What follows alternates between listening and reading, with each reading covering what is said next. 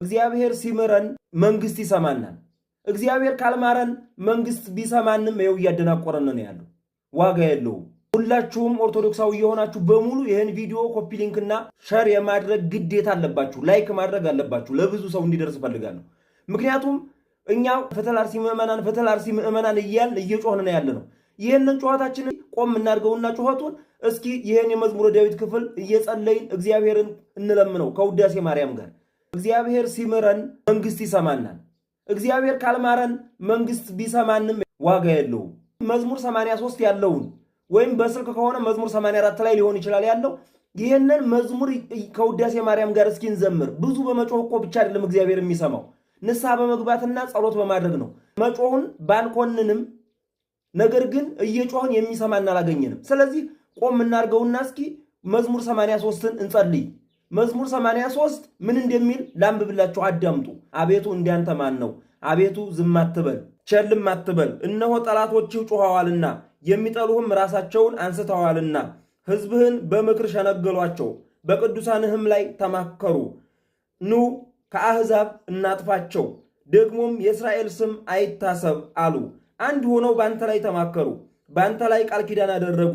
የኤዶማውያን ድንኳኖች፣ እስማኤላውያንም፣ ሞዓብ፣ አጋራውያንም፣ ኔባል፣ አሞን፣ አማሌቅ፣ ፍልስጤማውያንም ከጢሮስ ሰዎች ጋር አሦርም ከእነርሱ ጋር ተባበሩ። ለሎጥ ልጆችም ረዳት ሆኗቸው። እነሆ እንደ ምድያምና እንደ ሲሳራ በቂሶን ወንዝ እንደ ኢያቢስ አድርግባቸው። በአይንዶር ጠፉ፣ እንደ ምድር ጉድፍ ሆኑ።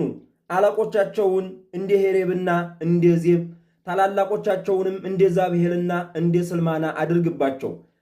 የእግዚአብሔርን መሠዊያ እንወርሳለን የሚሉትን አምላኬ ሆይ እንደ ትቢያ በነፋስ ፊትም እንደ ገለባ አድርጋቸው።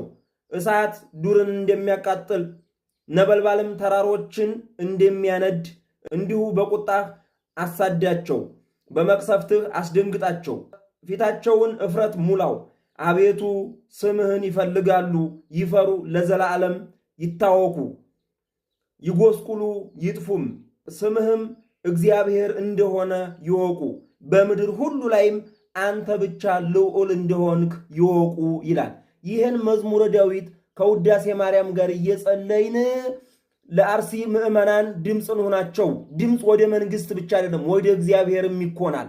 ይህንን ከውዳሴ ማርያም ጋር እየጸለይን እስኪ እናግዛቸው። ዝም ብለን ፍትህ ፍትህ ፍትህ በማለት ቢሆን እስከ ዛሬ ስንት ምዕመናን ታርደዋል፣ ስንት ቤተክርስቲያናት ተቃጥለዋል። ስለዚህ ኮፒ ሊንክ አድርጋችሁ ብዙ ተከታይ ላላቸውም ጥቂት ተከታይ ላላቸውም